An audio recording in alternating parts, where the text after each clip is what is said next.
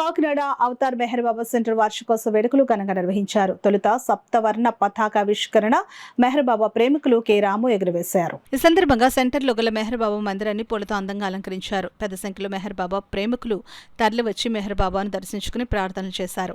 అనంతరం మెహర్ బాబా ఆరాధన జరిపించారు. కార్యక్రమంలో భాగంగా చిన్నారులు మెహర్ బాబాను స్తుతిస్తూ చేసిన గానామృతం అందరినీ విశేషంగా ఆకట్టుకుంది. కార్యక్రమ వివరాలను మెహర్ బాబా ప్రేమికులు తోట నాగేశ్వరరావు తెలియజేశారు.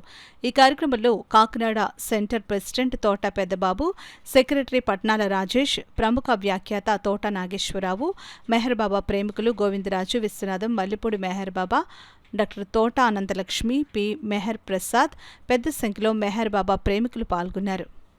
ఆంధ్రదేశాన్ని 1953, 54 రెండు పర్యాయాలు ఆయన పర్యటన చేశారు. ఆ పర్యటనలో భాగంగా కాకినాడలో అనేక మంది పుర ప్రముఖులు ఆయన ప్రేమికులుగా మారారు. ఆయన అనుగ్రహంతో కాకినాడలో ఆయన మందిరాన్ని ఏర్పాటు చేయడం జరిగింది. మనకు అనాదిగా దేవాలయాలు నిర్మించడం అలవాటు, కానీ బాబా అన్నారు, భగవంతుణ్ణి అలా కాంక్రీట్ గోడల మధ్య బంధించడం అది నాకు నచ్చదు అన్నారు బాబా.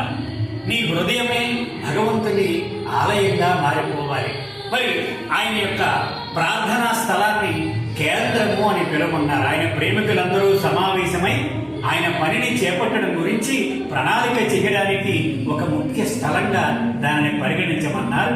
అలా అవతార్ మెహర్ బాబా కాకినాడ కేంద్రం ఏర్పడి ఇప్పటికీ 70 సంవత్సరములు ముగిసింది. ఆయన కరుణా కటాక్షం వలన ఆయన అనుమతి మేర కాకినాడ కేంద్రం ప్రారంభించబడింది. ఆ రోజుల్లో అనేక మంది ప్రేమికుల సేవా నిరతి కారణంగా ఇంత సర్వాంగ సుందరంగా కాకినాడ నగరం మధ్యలో రామారావుపేటలో ఈ మందిరం ఏర్పాటు చేయడం జరిగింది. ప్రతి సంవత్సరం కూడా ఈ వార్షికోత్సవాన్ని వేడుకగా జరుపుకుంటూ ఉంటాం. అంటే అవతారుడు వచ్చేటటువంటి ఆ శుభవార్తను ప్రపంచానికి వ్యాప్తి చేయడానికి ఇది ముఖ్య కేంద్రంగా వెలచెల్లుతూ ఉంది.